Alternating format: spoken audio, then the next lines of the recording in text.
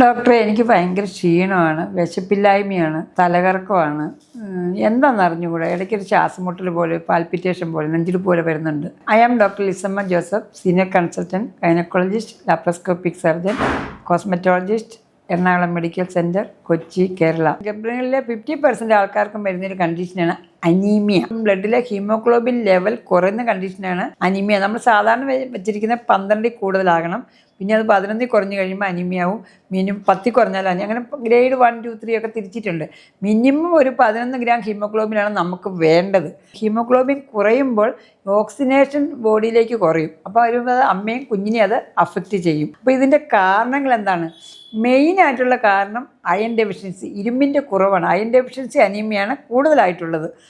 അല്ലാതെ തന്നെ ഒത്തിരി ബ്ലഡിൻ്റെ കോയാഗുലേഷൻ ഫാക്ടേഴ്സും ഹീമോഗ്ലോബിനോപ്പതീസ്, ബി കോംപ്ലക്സ് ഒത്തിരി ഉണ്ട്. പക്ഷേ ഏറ്റവും കോമൺ ആയിട്ടുള്ള കണ്ടീഷനാണ് ഞാനിവിടെ പറയുന്നത്. ഞാൻ ട്രീറ്റ് ചെയ്യാൻ ഏറ്റവും എളുപ്പമുള്ള കണ്ടീഷനാണ് ഇരുമ്പിൻ്റെ അംശത്തിന് കുറവ്. അപ്പോൾ അനീമിയ ഉള്ളവർക്ക് നമുക്ക് വരുന്ന ക്ലിനിക്കൽ ഫീച്ചേഴ്സ് എന്ന് പറയുന്നത് ഇരുമ്പിൻ്റെ കുറവ് കൊണ്ട് അവർക്ക് സ്റ്റോറേജും കുറവായിരിക്കും. ക്ലിനിക്കൽ ഫീച്ചേഴ്സ് എന്ന് പറഞ്ഞാൽ ഭയങ്കര ടയേർഡാണ്, ഫറ്റീഗാണ്, ക്ഷീണമാണ്, ഡിസ്നെസ് എന്ന് പറയും, പാൽപിറ്റേഷൻ, ചങ്കിടിപ്പുണ്ട്, ശ്വാസമുട്ടലുണ്ട്. ഇങ്ങനെ ചെറിയ ചെറിയ കുറേ കണ്ടീഷൻസ് ആയിട്ടാണ് അവർ വരുന്നത്. അപ്പോൾ അവരെ നമ്മൾ ആസ് യൂഷ്വൽ ഇൻവെസ്റ്റിഗേറ്റ് ചെയ്യുമ്പോൾ ഹീമോഗ്ലോബിൻ ചെക്ക് ചെയ്യുമ്പം പിന്നെ അയൺ സ്റ്റോറേജ് നോക്കുകയും ചെയ്യുമ്പോൾ നമുക്കറിയാൻ പറ്റും ദർ ഇസ് അനീമിയ എന്ന് പറയും. അനീമിയയുടെ ഗ്രേഡ് അനുസരിച്ച് നമുക്കിപ്പം ഇപ്പോഴത്തെ കാലത്ത് നമ്മൾ 7 കുറഞ്ഞാൽ മാത്രമേ ബ്ലഡ് കൊടുക്കാൻ പറയുള്ളൂ. ഹീമോഗ്ലോബിൻ 7 കുറഞ്ഞാൽ മാത്രമേ ഉള്ളൂ. പക്ഷേ അതിൻ്റെ ഇടയ്ക്ക് നമുക്ക് അയൺ ടാബ്ലറ്റ് കൊടുത്തും പിന്നെ ഇഞ്ചക്ഷൻ ഇതുണ്ട്. അയൺ സിറം ഫെർട്ടിന് കുറവാണെങ്കിൽ അവർക്ക് ഇഞ്ചക്ഷൻ FCM എന്ന് പറയുന്ന ഇഞ്ചക്ഷൻ കൊടുത്തും അനീമിയ കറക്റ്റ് ചെയ്യാൻ ഇപ്പോഴത്തെ കാലത്ത് സാധിക്കും. ഇതിൻ്റെ അകത്ത് വരുന്ന കോംപ്ലിക്കേഷൻസ് എന്തെല്ലാമാണ്? കോംപ്ലിക്കേഷൻ എന്ന് പറഞ്ഞാൽ കുഞ്ഞിനെ അഫക്റ്റ് ചെയ്യാം, അമ്മയെ അഫക്റ്റ് ചെയ്യാം. കുഞ്ഞിനെ അഫക്റ്റ് ചെയ്യുന്നതെന്ന് പറഞ്ഞാൽ അനീമിയ ഉള്ളവർക്ക് കുഞ്ഞിൻ്റെ വളർച്ച കുറയാം, IUGR എന്ന് പറയും. അതുപോലെ ലോ ബെർത്ത് വെയ്റ്റ് ആയിരിക്കും. പിന്നെ മാസം തികയാതെ പ്രസവിക്കാം. അതുപോലെ കുഞ്ഞിനെ ചുറ്റിയുള്ള വെള്ളം കുറയാം. ഇപ്പം പ്രസവിച്ച് കഴിഞ്ഞാലും കൊച്ചിന് അനീമിയ, രക്തക്കുറവ് ഉണ്ടാകാം. വേറെ ഇൻഫെക്ഷൻസ് ഉണ്ടാകാം, കോംപ്ലിക്കേഷൻസ് വരാം. അമ്മയ്ക്കുള്ള കോംപ്ലിക്കേഷൻസ് അനീമിയ ഉള്ളവർക്ക് BP ഉണ്ടാകാനുള്ള ചാൻസ് ഉണ്ട്, ഇൻഫെക്ഷൻസ് ഉണ്ടാകാനുള്ള ചാൻസ് ഉണ്ട്. ഒത്തിരി സിവിയർ ഗ്രേഡിലാണെങ്കിൽ ഹാർട്ട് പ്രോബ്ലംസ് ഒക്കെ വരും. അത്രയും വരെയൊന്നും ഇപ്പോഴത്തെ കാലത്ത് പോകാറില്ല. കാരണം അതിന് മുമ്പ് നമ്മൾ എല്ലാ വിസിറ്റിലും ആദ്യത്തെ വിസിറ്റ് ഹീമോഗ്ലോബിൻ നോക്കും, പിന്നെ 3 മാസമാകുമ്പോൾ ഹീമോഗ്ലോബിൻ നോക്കും, 5 മാസമാകുമ്പോൾ നോക്കും. അങ്ങനെ നമ്മൾ നോക്കിക്കൊണ്ടിരിക്കുന്നതുകൊണ്ട് നമുക്കത് കണ്ടുപിടിച്ച് ട്രീറ്റ് ചെയ്യാൻ പറ്റും. അതുകൊണ്ട് അത്ര സിവിയർ കേസിലേക്ക് ഇപ്പോൾ അനീമിയ, പണ്ടൊക്കെ ആണെങ്കിൽ ഈ 6, 4 ഒക്കെ ആയിട്ടാണ് വരുന്നത്, അനീമിയ ആയിട്ട് വരുന്നത്. ഇപ്പം അത്രയും വരെ പോകാറില്ല. പിന്നെ വേറെ പലതരത്തിലുള്ള അനീമിയ ഉണ്ട്. ഞാനിപ്പോൾ അയൺ ഡെഫിഷ്യൻസി മാത്രമേ പറയാറുള്ളൂ. അയൺ ഡെഫിഷ്യൻസിയുടെ കൂടെ തന്നെ folic acid, other vitamins, B12 ഒക്കെ ഡെഫിഷ്യൻ്റ് ആയിട്ട് വരാം. അനീമിയ എന്ന് പറയുന്നത് നോർമലി ഒരു ഫിസിയോളജിക്കൽ ഡയലൂഷൻ, നമ്മുടെ ശരീരത്തിലെ ബ്ലഡ് വോളിയം കൂടും. ബ്ലഡ് വോളിയം കൂടുമ്പോഴത്തേക്കും നമുക്ക് ഹീമോ ഡൈലൂഷൻ വരും. അങ്ങനെ ഒരു അനീമിയ ഉണ്ടാകാറുണ്ട്.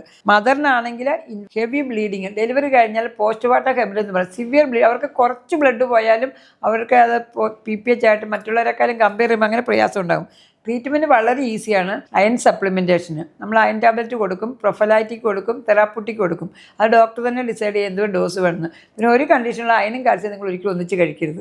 അതിൻ്റെ കൂടെ തന്നെ നമ്മൾ വിറ്റമിൻ C ഒക്കെ കഴിക്കുന്നത് നല്ലതാണ്. അൻറ്റാസിഡ് കഴിക്കരുത്, മിൽക്ക്, അങ്ങനെ കുറേ സാധനങ്ങൾ ഒന്നിച്ച് കഴിക്കരുത്. അത് വളരെ ഇമ്പോർട്ടൻ്റ് ആണ്. എപ്പോഴും ഓറഞ്ച്, സിട്രിക് ആസിഡ് എന്ന് പറഞ്ഞാൽ ലൈം ജ്യൂസിൻ്റെ കൂടെയൊക്കെ കഴിക്കുന്നത് അയൺ കഴിച്ചാൽ ഭയങ്കര ഫുഡിൻ്റെ ഉടനെ തന്നെ കഴിക്കാതെ ഇച്ചിരി ഇൻ്റർവെൽ ഇട്ട് കഴിക്കുകയാണ് നല്ലത്. കാൽസ്യം അയണും കൂടെ ഒന്നിച്ച് കഴിച്ചു കഴിഞ്ഞാൽ അതിൻ്റെ അബ്സർവേഷന് വ്യത്യാസം വരും.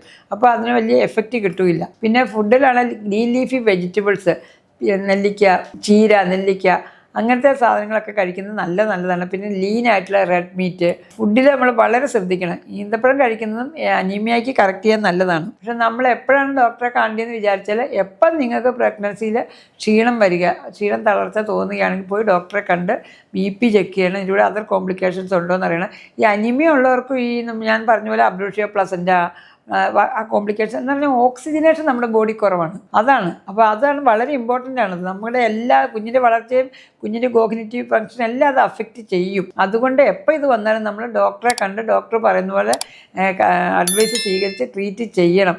ഏറ്റവും ഇമ്പോർട്ടൻറ്റ് മാറ്റർ എന്ന് പറയുന്നത് ഇത് നമുക്ക് കറക്റ്റ് ചെയ്യാവുന്നൊരു കണ്ടീഷനാണ്. പക്ഷേ കോംപ്ലിക്കേഷൻ വന്നാൽ it is very severe cardiac ഫെയിലിയറിലേക്ക് പോകും, നമ്മുടെ കൈവിട്ടു പോകും. അതുകൊണ്ട് you should be very careful and consult your doctor and take necessary treatment. Thank U.